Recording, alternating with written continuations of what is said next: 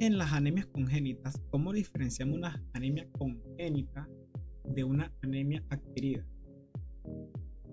Bueno, a ver, como el nombre lo indica, una anemia congénita es una anemia que se presenta desde el nacimiento. Eso es lo que significa congénito. O sea, una persona ya ha nacido con ese defecto.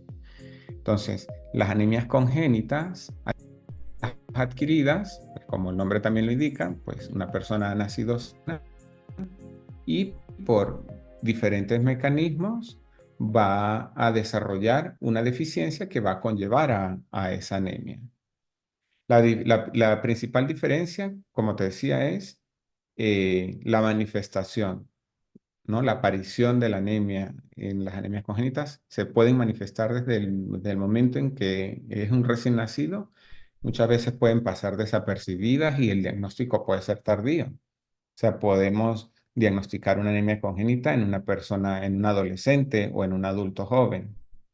Y muchas veces ese nivel de anemia puede ser leve y no generar suficientes síntomas, digamos, que generen una alerta y que originen un estudio para llegar hasta el diagnóstico.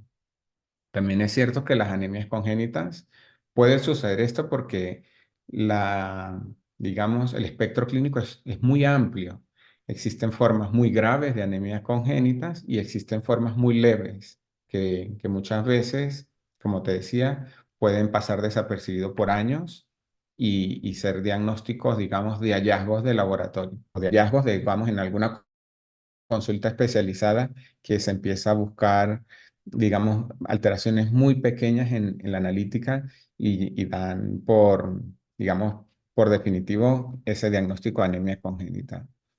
Las anemias adquiridas, a diferencia, pues como te decía, una persona previamente sana puede presentar, por ejemplo, una deficiencia de hierro o de vitamina B12 o de ácido fólico, que son nutrientes necesarios para la producción de glóbulos rojos, pueden conllevar a una anemia adquirida, ¿no? Ya puede ser por, digamos, por disminución de la ingesta, personas que no, de escasos recursos económicos, por ejemplo, como ocurre en Venezuela y en las zonas tropicales, pueden haber infecciones parasitarias intestinales en las cuales existe un déficit de hierro secundario a la infección parasitaria y esto puede generar como consecuencia una anemia por déficit de hierro. Pero también pueden deberse esas anemias adquiridas por alteraciones, como por ejemplo alteraciones del sistema inmunológico que pueden llevar a cabo anemias hemolíticas autoinmunes, o pueden ser anemias inducidas por fármacos, o pueden ser anemias inducidas por quimioterapia o por enfermedades crónicas que, digamos, producen una inflamación crónica y esto genera como consecuencia anemia. Así que en el ámbito de la anemia, que es uno de los factores o uno de los motivos de consulta más frecuente a cualquier médico, desde un médico de atención primaria hasta una atención médica especializada. La anemia es una entidad que está muy presente en el día a día de los médicos porque prácticamente a todos van a recibir algún paciente con anemia. Pues, muy probable será adquirida, porque las anemias congénitas son raras, se consideran enfermedades raras, y cuando hablamos de enfermedad rara es en relación a la prevalencia, ¿no? Una anemia congénita generalmente suelen aparecer entre un caso cada 4.000 o 5.000 pacientes. O sea, estamos hablando de enfermedades de muy poca prevalencia y que el espectro de anemias congénitas, ahí se incluyen muchísimas entidades. Entonces, eh, yo me dediqué a esto pues por eso, porque son enfermedades raras en las cuales en las enfermedades raras están un poco huérfanas de investigación y es necesario siempre tratar de aportar tu granito de arena para intentar ayudar a los pacientes que tienen muchísimas necesidades, ¿no? En el diagnóstico o en el tratamiento o incluso en el seguimiento de sus complicaciones. Eso es. ¿Podrías hablarnos un poquito más de cuáles son las más comunes en la parte de las anemias congénitas? ¿Cuáles se suelen ver más? Mira, te voy a mostrar aquí una, Voy a ver. Espera, que ahora no lo consigo. Voy a mostrarte.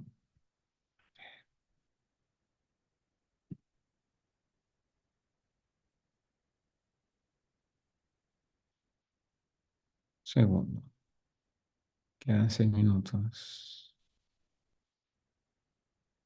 Ok, aquí lo tengo.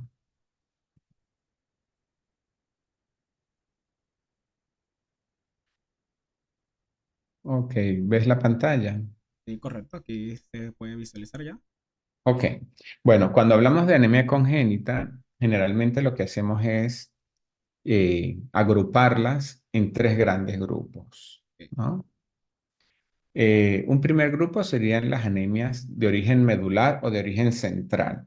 Ahí lo que sucede es que la célula progenitora de glóbulos rojos, ¿no? El eritroblasto, es el que tiene el defecto.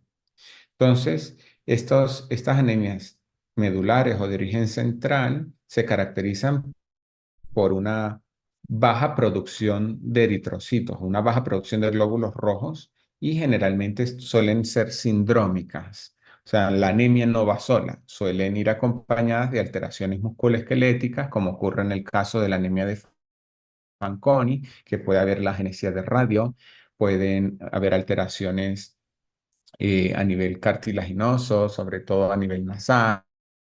Entonces son niños que pueden diagnosticarse desde pequeños. Cuando el pediatra hace una evaluación, puede identificar que hay alteraciones dismorfogenéticas y cuando se inician los estudios adicionales, pues se detecta que es un niño recién nacido con anemia, alteraciones musculoesqueléticas y eso nos va orientando para ir, digamos, para llegar hasta el diagnóstico de una anemia de Fanconi.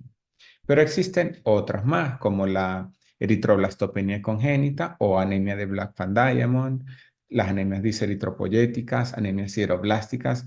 Cada una de estas tienen características clínicas diferentes, ¿no? Que van a orientarnos un poco para realizar el diagnóstico. Sin embargo, pues lo común que tienen es que todas son anemias y que van a aparecer la mayoría de estas desde muy temprana edad. Otro gran grupo son las anemias congénitas de origen corpuscular. Aquí, ¿qué significa esto? Que en el mismo glóbulo rojo ya maduro.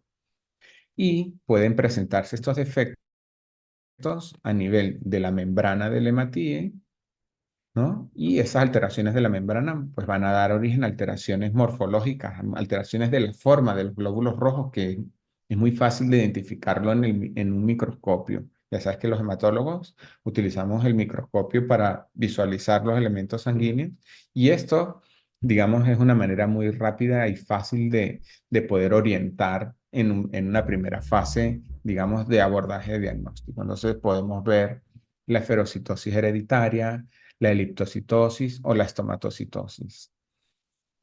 Otras alteraciones van a ser las alteraciones enzimáticas o enzimopatías. El glóbulo rojo es una célula especial que, digamos, ha perdido todas sus organelas citoplasmáticas porque se ha acumulado la molécula de hemoglobina en su interior. Por lo tanto, el mantenimiento del glóbulo rojo, la producción de energía va a venir por un sistema enzimático que está presente en la membrana del hematín. Y las principales enzimas que participan en ello son la glucosa 6-fosfato deshidrogenasa, la piruvatoquinasa, la 5-pirimidinonucleotidasa, pero hay muchísimas más, exoquinasa, aldolasa, adenilatoquinasa, vamos, la lista es enorme. Y cada una de esas enzimas se pueden alterar, se pueden mutar y pueden generar anemia hemolítica, ¿no? Esos glóbulos rojos se van a romper con mucha facilidad y muchos pacientes pudieran necesitar transfusiones. Y el otro gran subgrupo dentro de las anemias corpusculares son las hemoglobinopatías. Y ahí entran lo que hablamos, los síndromes talasémicos, porque pueden haber talasemias que son transfusión dependiente y talasemias no transfusión dependiente, y las hemoglobinopatías estructurales, en el cual existen también muchísimas formas clínicas, pero la más importante y la más clínicamente, digamos, significativa por el daño que puede ocasionar a diferentes órganos y sistemas es la drepanocitosis o anemia de células falciformes. Ya digamos de una más todavía más raras aún o poco prevalentes estarían las anemias extrínsecas o extracorpusculares. Es decir, el defecto no viene ni de la hemopoiesis, es decir, ni del origen de la producción del glóbulo rojo, ni de la estructura del glóbulo rojo, sino es un defecto externo. Entonces, por ejemplo, alteraciones de metabólicas, ¿no? Como del metabolismo de las cobalaminas, es decir, de la vitamina B12, que es un factor importantísimo para la producción del glóbulo rojo, puede estar alterada cualquiera de los elementos que contribuyen a la absorción y a la distribución de la vitamina B12. Puede originar una anemia congénita, así como las alteraciones en el metabolismo del hierro. Esto es un mundo bastante complejo. ¿Eh? Y las alteraciones de factores plasmáticos, como por ejemplo el sistema del complemento o el factor ADAS13, puede también dar anemias congénitas de patrón hemolítico, pero ya por, digamos, rotura o cizallamiento de los hematíes por las microtrombosis que ocurren a nivel de la pequeña circulación. Digamos, de esta forma, con esta gráfica, podemos tener una visión bastante amplia de todo lo que comprenden las anemias congénitas. O sea, hablar de anemias congénitas es bastante extenso. Por eso, cuando hablamos del diagnóstico, imagínate empezar a estudiar una por una, ¿no? Tengo un niño pequeño desde los 3 meses transfundiendo y no puedo estudiarle los glóbulos rojos. O sea, hay que meter todo esto digamos, como en un